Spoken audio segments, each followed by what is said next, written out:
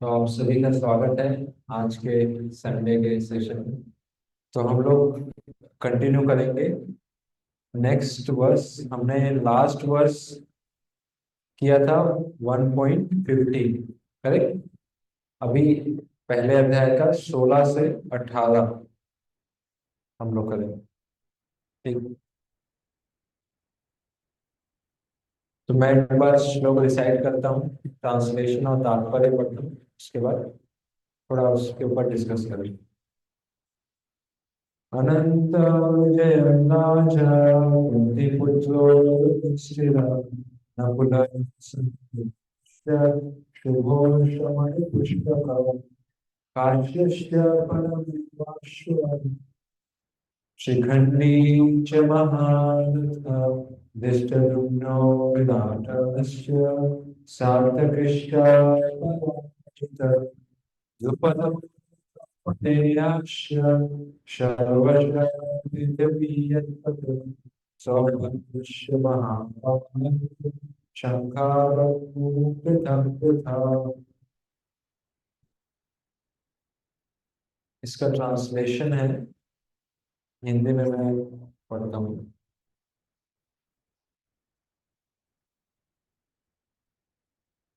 अनुवाद है। हे राजन, कुंती पुत्र राजा युधिष्ठिर ने अनंत विजय शंख बजाया। नकुल और सहदेव ने सुघोष और मणि पुष्पक शंख बजाए। महाधनुधर काशीराज महारथी शिखंडी धृष्टद्युम्न विराट अजय सात्यकी द्रुपद द्रौपदी के पुत्र तथा महाबाहु सुभद्रा पुत्र आदि सभी ने अपने अपने शंख बजाए। संजय ने राजा धृतराष्ट्र को बहुत ही चतुराई से बताया कि पांडवों के पुत्रों को धोखा देने और अपने पुत्रों को राज्य की गद्दी पर बिठाने की उनकी मूर्खतापूर्ण नीति बहुत प्रशंसनीय नहीं थी। संकेत पहले से ही स्पष्ट रूप से संकेत दे रहे थे कि उस महान युद्ध में पूरा कुरुवंश नष्ट हो जाएगा। पितामह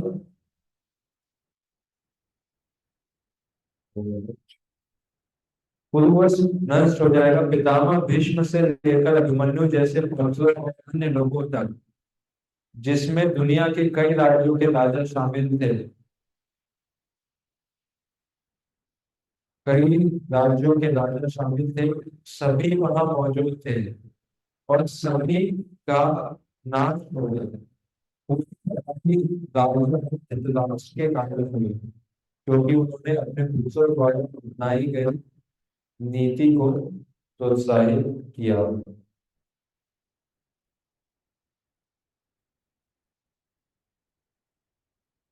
तो इसमें सिंपल वर्स है, इसमें अलग अलग, जैसे हमने शुरुआत में देखा था कि कैसे आ, पांडवों के सामने जो उनकी जो सेना थी उन्होंने अपने शंख बजाए, लेकिन उसके बाद पांडवों ने अपनी शंख बजाना चालू किए। तो उसमें देखते हैं भगवान श्री कृष्ण ने शंख बजाया, और उसके बाद अभी कौन शंख बजा रहा है?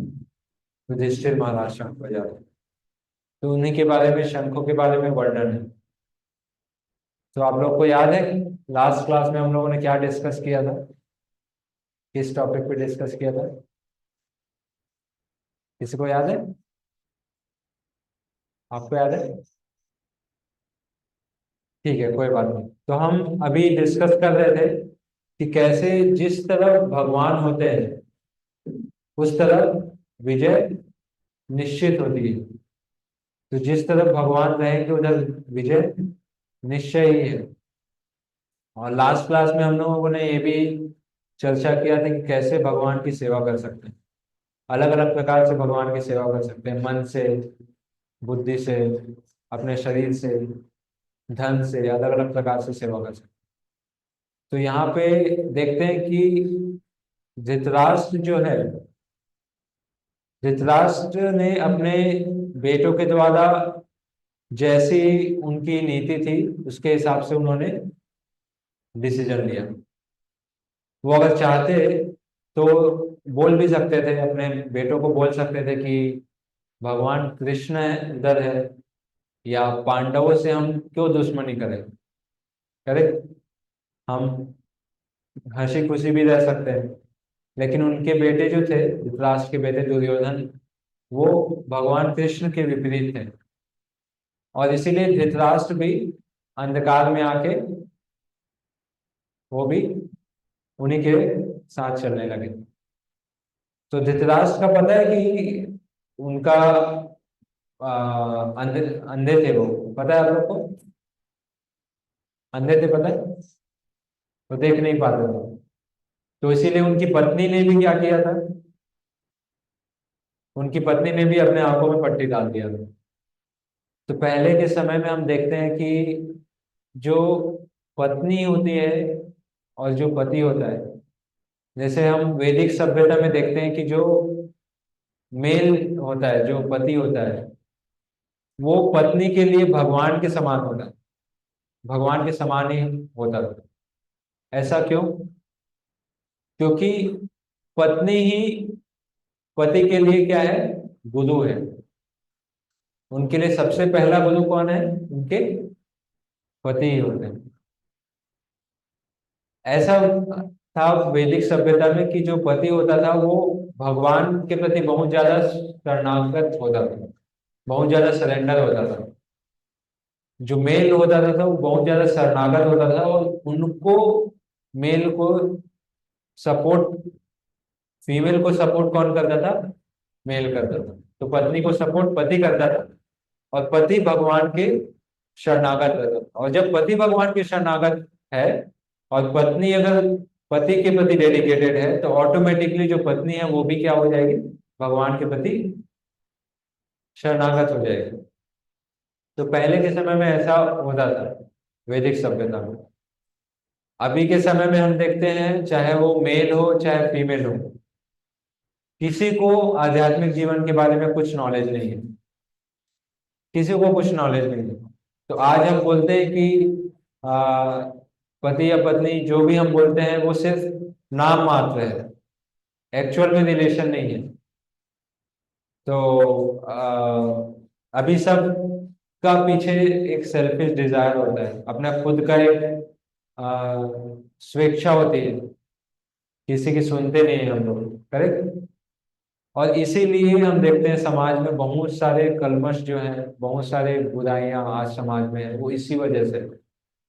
जैसे एक छोटा सा एग्जांपल मैं आप लोगों को देता हूँ कि जैसे हम, अगर मैंने ये पहले भी एग्जांपल दिया था, जैसे कोई तालाब है, वहां पे अगर हम कोई पत्थर है उसको फेंके, तो पत्थर को फेंकने के बाद तालाब में क्या होता है?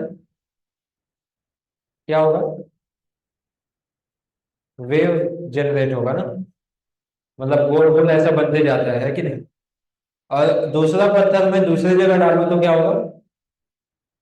फिर वो अलग गोल गोल उस जगह बनेगा। और तीसरा अलग जगह डालूं तो वो भी बनेगा। तो तीनों जब पत्थर ऐसे अलग अलग डालूं तो वो जो लहर है वो आपस में क्या होगा?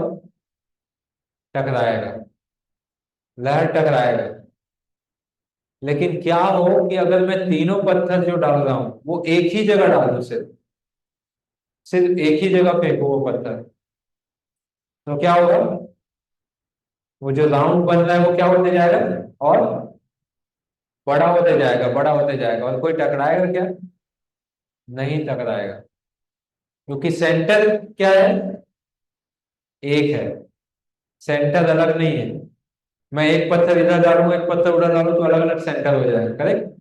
लेकिन एक ही पत्थर को बार बार वही जगह डालू तो क्या बड़ा लहर बन के जाएगा।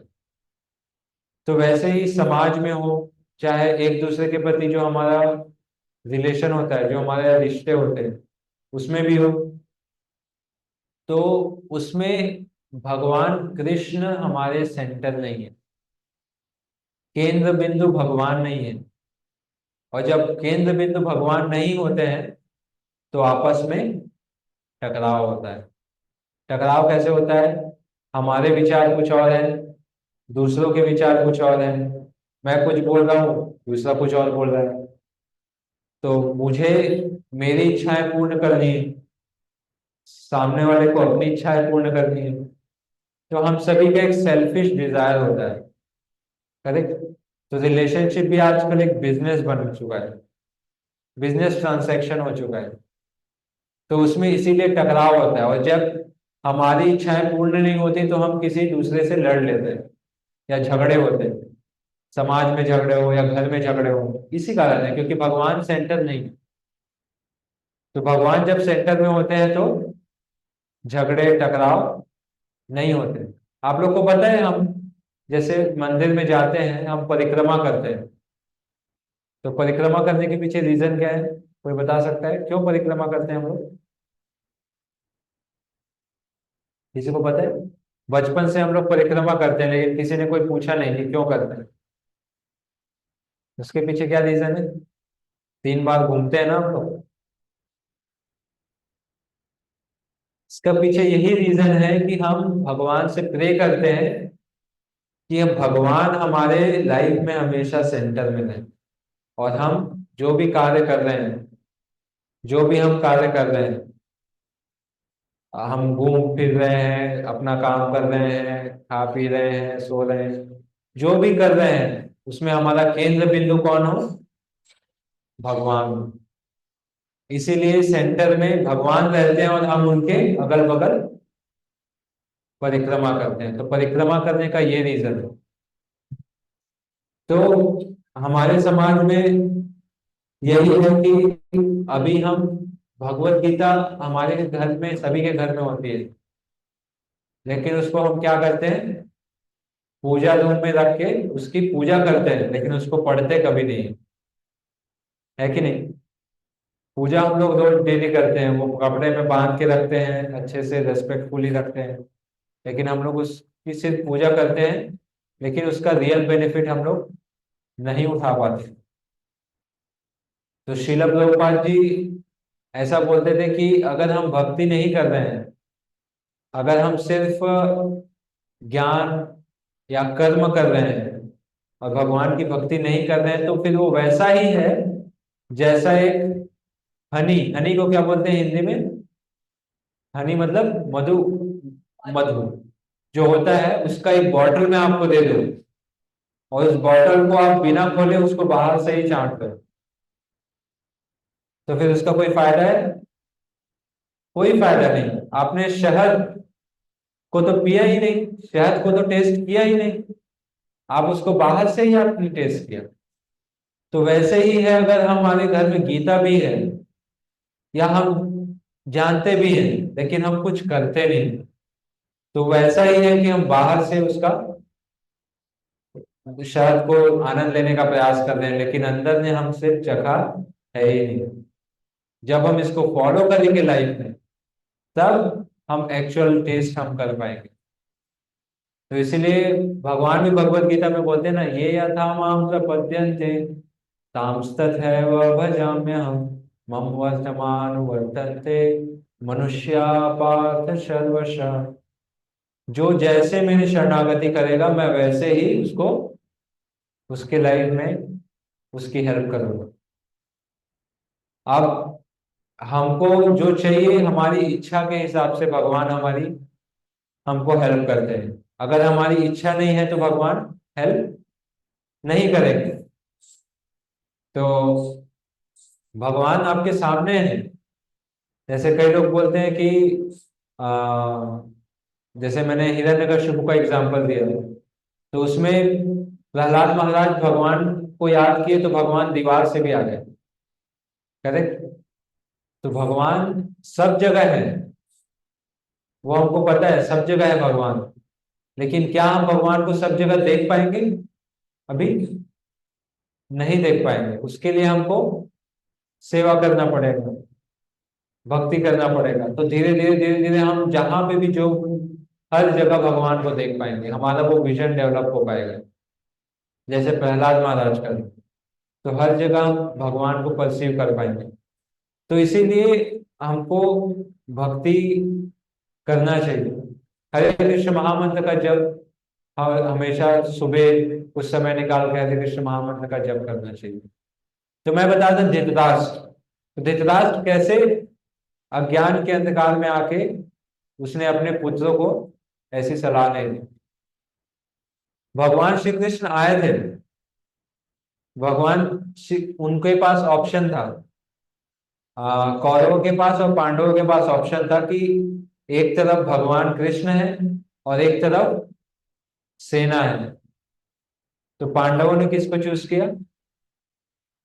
कृष्ण को चूज किया। और उन्होंने सेना को चूज किया। लेकिन अंत में विजय किसकी हुई? पांडवों की विजय हुई। तो इसीलिए अगर हमारे साइड में अगर हम कृष्ण को रखें जीवन में, तो हमारी विजय निश्चित है। तो इसमें वही बता रहे हैं कि कैसे धृतराष्ट्र अपने पुत्रों को गलत सलाह दी और उसके वजह से क्या हो गए, उनके पुत्र भी उस राह पे चले गए। तो हम देखते हैं बहुत ही इंटरेस्टिंग लेसन भगवान कृष्ण शुरुआत में बता रहे हैं, भगवत गीता के शुरुआत में पहले अध्याय का 40वां श्लोक, उस पे हम लोग आएंगे धीरे धीरे। अभी हम लोग 16वें श्लोक में डिस्कस कर रहे हैं। तो बहुत ही साइंटिफिक तरीके से भगवान बताते हैं कि कैसे हमारा समाज, हमारा जो पूरा देश, पूरा दुनिया कैसे शांति ला सकते हैं दुनिया में। जैसे हम सभी को पता है कि यूनाइटेड नेशन है, यूनाइटेड नेशन पूरे वर्ल्ड में क्यों बनाया गया यूनाइटेड नेशन? ताकि देश में शांति रहे, पूरे वर्ल्ड में शांति रहे। कुछ भी अगर कुछ होता है तो सब यूनाइटेड नेशन के पास जाते हैं। सरकार कितना सारा स्कीम लाती है, कितने सारे योजनाएं लाती है ताकि शांति बने रहे समाज में। लेकिन हम देखते हैं कि जैसे जैसे और समय बढ़ते जा रहा है, शांति आ रही है क्या समाज में? शांति के बजाय और अशांति आ रही है। तो कुछ तो ऐसा पॉइंट मिसिंग है जो हम देख नहीं पा रहे हैं। हम हर प्रयास कर रहे हैं, समाज भी चाहता है कि शांति रहे, समाज में सब लोग अच्छे से रहे। लेकिन ऐसा क्या है कि शांति आ नहीं रही? क्या ऐसा चीज है? तो भगवान भगवत गीता के पहले ही अध्याय में बहुत ही साइंटिफिक रीजन देते हैं। और वो बताते हैं कि वर्ण संकर के बारे में बताते हैं। वर्ण संकर, वर्ण संकर मतलब कि इंग्लिश में अनवांटेड पॉपुलेशन। ऐसा, ऐसे लोग जो एक्चुअल में रिक्वायर्ड नहीं है इस दुनिया में। होता क्या है कि जब महिलाएं प्रभावित होती है रजोगुण तमोगुण से, जब महिलाएं दूषित हो जाती है समाज में, तो होता क्या है कि उनसे जो जन्म लेने वाला जो बच्चा है, उसके अंदर भी वो विचार बचपन से ही आ जाते हैं। और ऐसे करके धीरे धीरे हम देखते हैं कि हमारा जो यूथ है, हमारे जो बच्चे हैं, कल के समाज में वही समाज को आगे बढ़ाने वाले हैं। करेक्ट? तो भगवान बताते हैं कि अर्जुन बोलते हैं कि मैं अगर युद्ध किया, अगर मैं सामने वालों को मार दिया, तो उनकी जो पत्नियां हैं वो विधवा हो जाएंगी। वो ऐसा लॉजिक देते हैं। अर्जुन शुरुआत में 5 लॉजिक देते हैं कि क्यों वो युद्ध नहीं करना चाहते हैं। शुरुआत में वो बोलते हैं कि आ, मेरे सामने मेरे गुरुजन हैं, मैं उनको कैसे मारूं। एक रीजन देते हैं। दूसरा रीजन ये देते हैं कि अगर मैं मार भी दिया तो मैं राज्य इंजॉय किसके साथ करूंगा, क्योंकि कोई रहेगा ही नहीं। सब तो, सबकी तो मृत्यु हो जाएगी, तो किसके साथ एंजॉय करूंगा। तीसरा रीजन वो ये देते हैं कि इन सबको मारने से अच्छा है कि मैं जंगल चले जाऊं और मैं साधु जीवन जीऊं। मैं क्यों हिंसा करूं, मैं हिंसा क्यों करूं, दूसरों को मारूं क्यों। ये रीजन देते हैं। वो ये भी रीजन देते हैं कि अगर मैं ये मार दिया सभी को, तो फिर इनकी पत्नियां जो है वो क्या हो जाएगी, विधवा हो जाएगी। तो ये बहुत ही स्ट्रांग रीजन दिए उन्होंने, बहुत ही लॉजिकल रीजन दिए। अगर आप सोचेंगे तो बहुत ही अच्छे रीजन दिए। तो अर्जुन ऐसे नहीं कि बस वो डर गए और फिर वो युद्ध नहीं करने जा रहे, ऐसा नहीं। अर्जुन बहुत बुद्धिमान थे, उन्होंने बहुत सारे रीजन दिए। लेकिन वो रीजन किस पे बेस्ड था? वो भगवान कृष्ण की सुन नहीं रहे थे। वो अपने धर्म से हटना चाहते थे। क्षत्रिय थे लेकिन क्षत्रिय धर्म वो निभाना नहीं चाह रहे थे। तो वो ये रीजन देते हैं कि विधवा हो जाएंगी अगर पत्नियां विधवा होंगी, तो उनसे जो बेटे, उनके जो पुत्र होंगे या पुत्रियां जो भी होंगी पत्नियों का, तो फिर क्या होगा, विधवा हो जाएंगी तो फिर उनका देख रेख कौन करेगा। तो इसीलिए पहले के समाज में ऐसा बोला जाता था कि अगर कोई स्त्री है तो पुरुष उसकी रक्षा कर देते और उनकी देख रेख करते थे। और जैसे ही अगर एक समय आता था जब जो उनके पति या पुरुष जो है 50 वर्ष की उम्र में हो जाते थे, तो वो उसको छोड़ के वानप्रस्थ आश्रम में चले जाते थे और उनकी देख रेख उनके बेटे करते थे।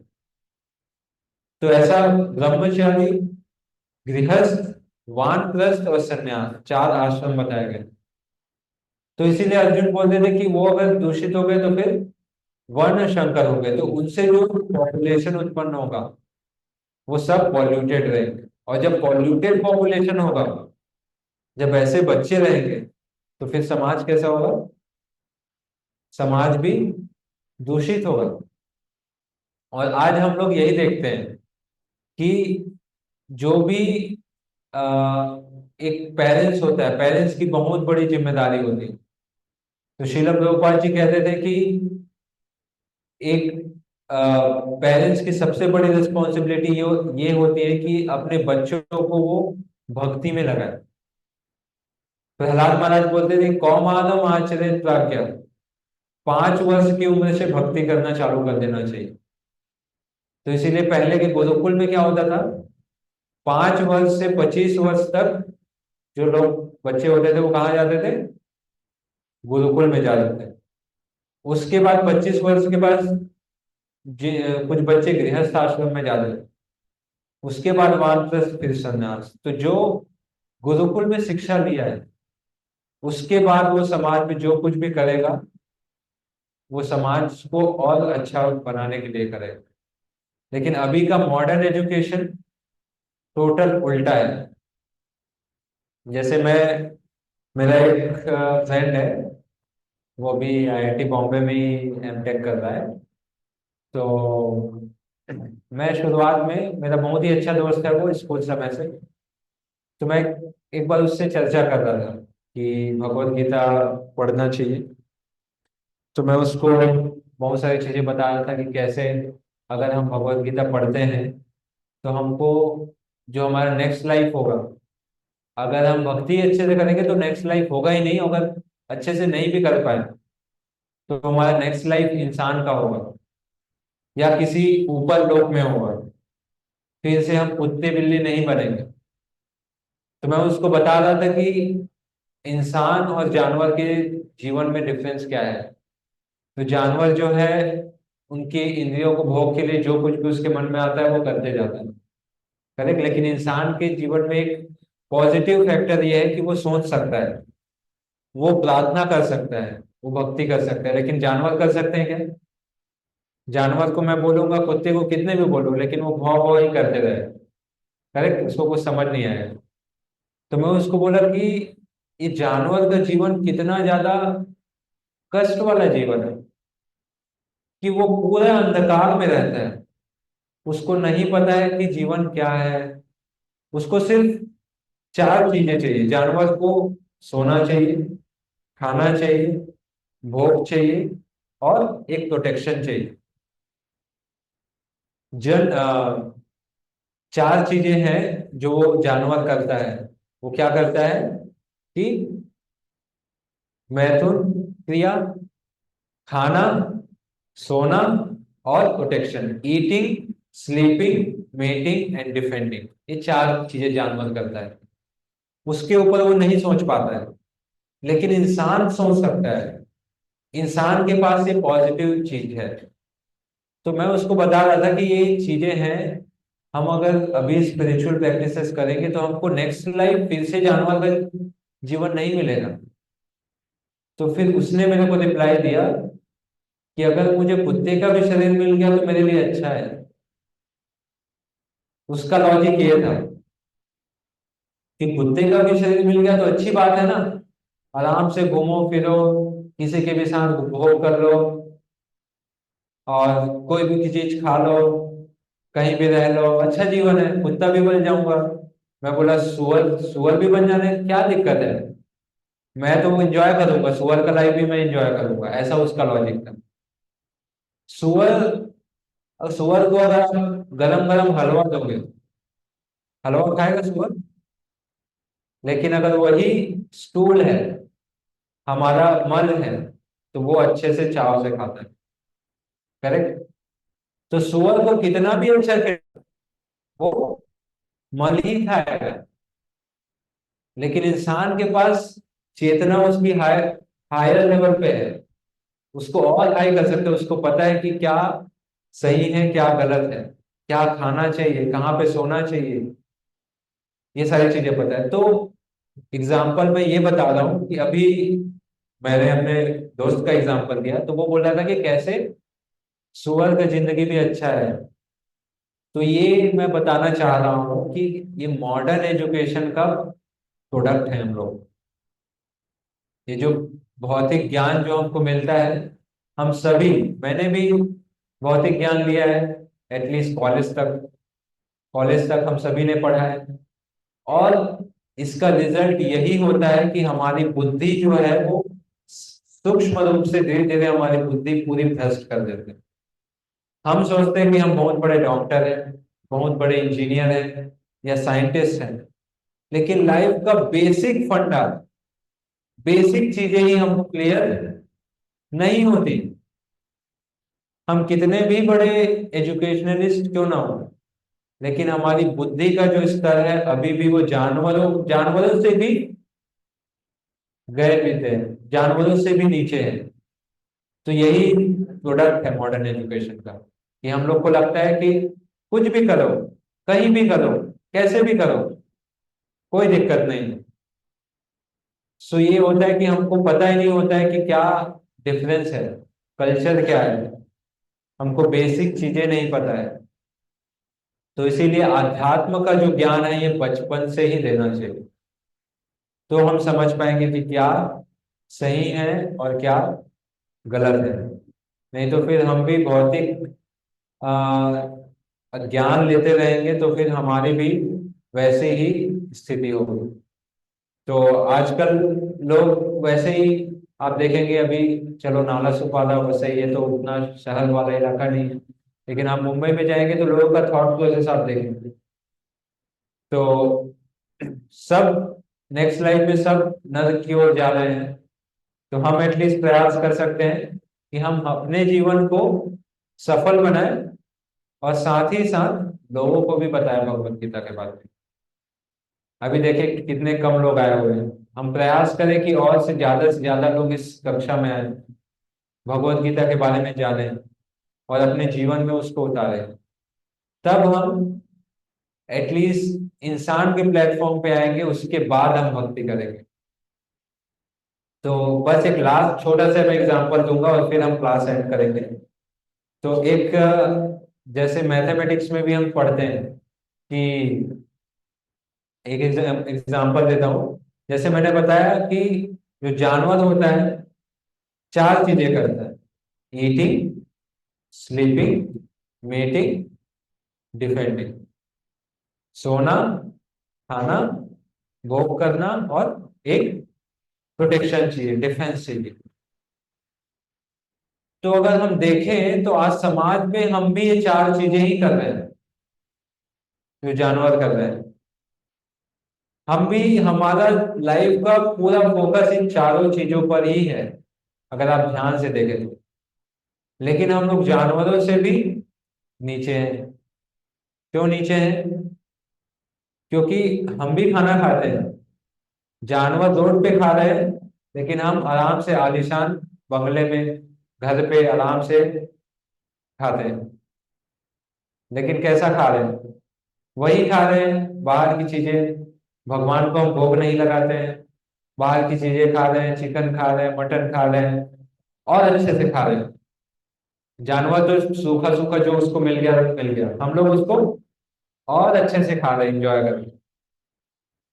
स्लीपिंग, जानवर तो रोड पे सो जाते हैं, हम अपने अच्छे से मखमल के बेड पे हम लोग सोते हैं। भोग करना है, जानवर तो खुले रोड पे करते हैं, हम लोग आराम से घर पे एसी, हमारा घर पे एकदम अच्छे से हम भोग करते हैं। डिफेंस, जानवर का कोई घर नहीं है, कहीं भी उसको शेल्टर मिले तो वो रह देता है, लेकिन हमको बड़ा मकान चाहिए जहाँ पे हम रहें। तो हम देखते हैं कि समाज में हमारा भी ये चार चीजें ही पे ही हमारा फोकस है। सो जब तक हम ये चार चीजों पे फोकस रखेंगे, तब तक हम जानवरों से भी नीचे प्लेटफॉर्म पे हैं। इसीलिए चैतन्य महाप्रभु जो हरे कृष्ण महामंत्र आंदोलन का प्रचार किए, उन्होंने बताया कि कलयुग में सभी लोग शुद्ध हैं, सभी लोग की बुद्धि भ्रष्ट है। उन्होंने बताया था कि मेमोरी सबकी कम है। तो एक भागवतम में भी वर्ष आता है इसके रिगार्डिंग कि कैसे लोगों की बुद्धि कम है, लोगों का मेमोरी पावर कम है, स्ट्रेंथ कम है, तो इसके बारे में आता है। तो आ, कलव शुद्ध संभवान, तो इसीलिए महाप्रभु बोलते थे कि हम सभी शुद्ध हैं, लेकिन सिर्फ एक ही चीज है कलयुग में जो हमको बचा सकता है। वो क्या है? हरि नाम। हरे कृष्ण महामंत्र का हम जप करते हैं, तो हम धीरे धीरे हमारा हृदय से जो भी गंदगी है वो धीरे धीरे दूर होता है। तो धीरे धीरे जब हम हरे कृष्ण महामंत्र का जप करेंगे तो हम समझ पाएंगे कि जानवर और हम में फर्क क्या है, हमको कैसे जीवन जीना है, कैसे हमको कृष्ण को केंद्र में रखना है हमेशा। तो चेतो दर्पण मार्जनम भव महादावाग्नि निर्वापनम।